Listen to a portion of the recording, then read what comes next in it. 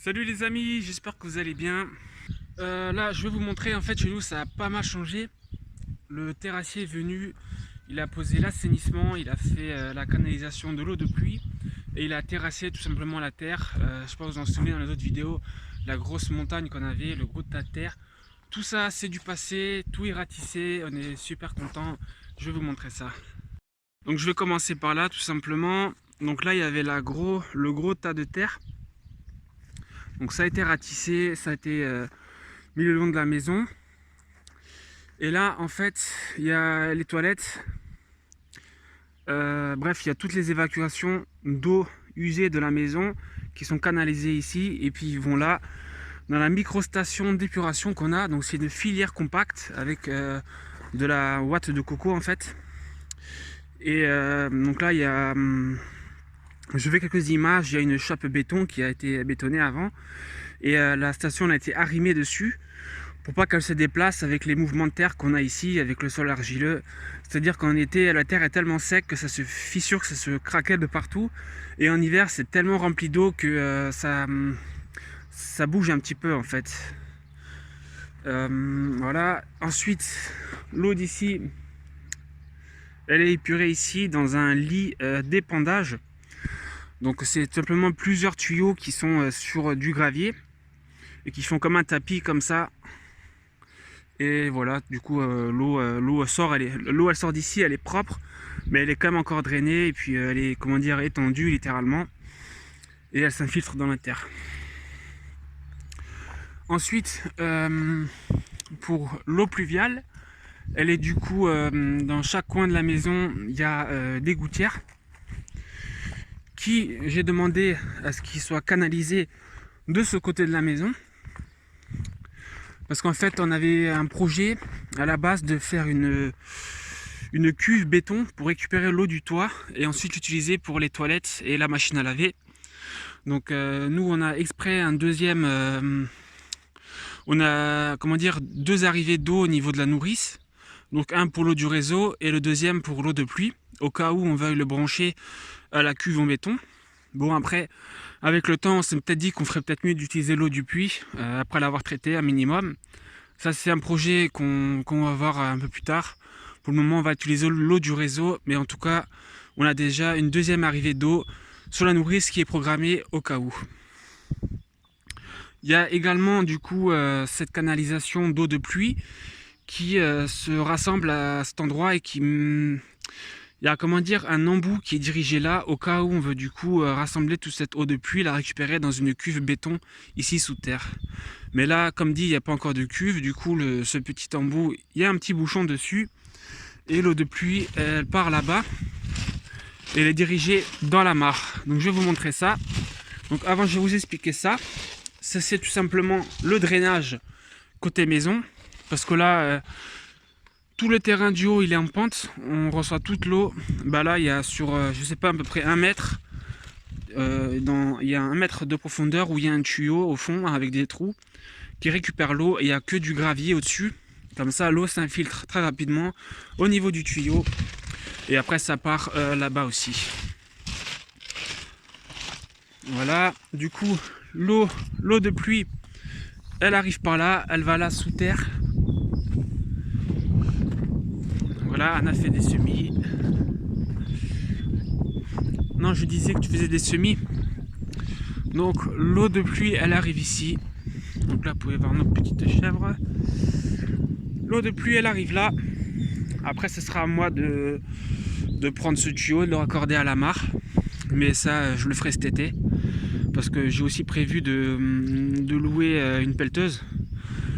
Ou plutôt de payer quelqu'un qui sait manier une pelleteuse avec un long bras pour d'une part un peu mettre tout ça à plat, faire certes une digue un peu, mais quelque chose de plus plat que quelque chose de bossu comme ça, et de curer la mare, de l'approfondir, et à ce moment-là on pourra aussi raccorder ce tuyau à la mare et on aura une arrivée d'eau qui pénérisera aussi, enfin qui fera en sorte qu'on aura de l'eau tout le temps en fait. Voilà. Donc là, on a la chienne qui surveille la maison. Et en fait, ce qui va se passer aussi, alors ça je vous l'explique après, Le puits, je sais pas si vous vous en souvenez, mais en fait le puits il était de travers. Le terrassier nous l'a remis droit. Et en fait, l'eau était tellement claire cet hiver que j'ai pu voir, qu'on a pu voir qu'en fait ça a bien été bétonné au fond. Il y a bien des briques qui sont bétonnées, formant un vrai puits quoi, proprement. Hein. Et il y a juste une buse comme ça assez merdique qui a été posée dessus, mais qui n'est plus bétonnée, qui n'est plus raccordée à toutes les briques qui sont en dessous. Du coup, ça avait fait en sorte que cette cuve, elle était de traviole, elle s'était un peu cassé la gueule quand on a acheté le terrain. Le terrassier, il en a profité du terrassement pour la remettre droite. Mais vous pouvez le voir, si je recule un peu, qu'en fait, ça fuit. Donc là, maintenant, tout est sec à la surface, sauf ici. Il y a vraiment de l'eau, en fait, qui coule. Donc ça, c'est pareil, on va attendre cet été pour que l'eau du puits descende un max. Et après, avec une pelleteuse, il faudra creuser autour. Et l'idée, c'est de mettre quand même une autre buse. Une buse qui va à peu près jusqu'ici, qu'on cimente aux pierres du fond. Et ensuite, voilà, pour que ce soit hauteur de main, on va dire. Ensuite, on mettra une grille de protection pour qu'il n'y ait rien qui tombe dedans. Et après, on pourra mettre des pierres d'ornement autour du puits et faire un puits vraiment stylé avec des pierres blanches, par exemple. Et après, on pourra toujours mettre une pompe dedans pour arroser le potager. Ça, c'est même primordial de faire ça. Bon, là, je vous cache pas, on devrait mettre au moins une palette dessus ou plusieurs palettes pour pas qu'il y ait quelqu'un qui tombe dedans. Voilà. Donc là, on peut voir les plantes semi-aquatiques qui témoignent bien de l'humidité du terrain. Bon, je l'ai trouvé joli. Il y a des grenouilles là-dedans aussi, et même des tritons. Donc ça prouve aussi une certaine qualité de l'eau. Après, ne vous en faites pas, elles arrivent à sortir toutes seules. Hein. Elles grimpent le long des murs, le long du bois et tout, et elles sortent.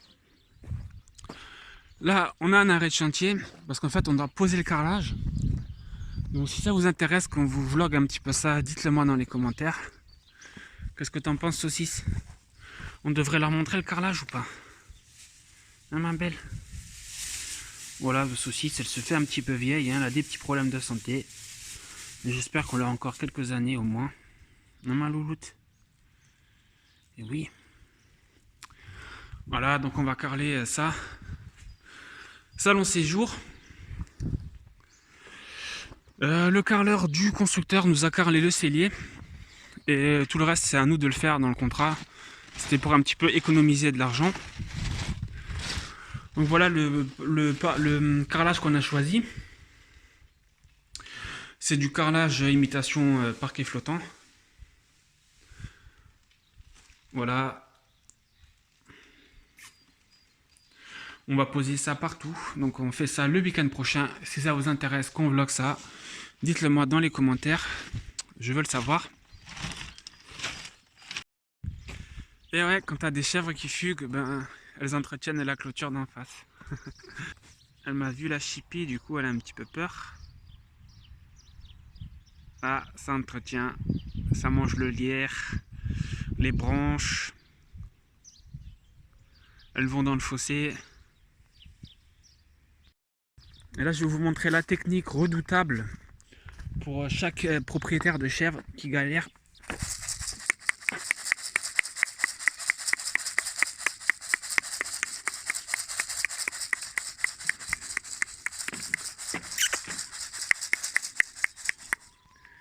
Oh, Heidi, elle manque jamais à l'appel. Enfin, il n'y en a aucune d'ailleurs, mais elle, c'est toujours la première. Allez, on va venir. Allez. À la maison, les filles.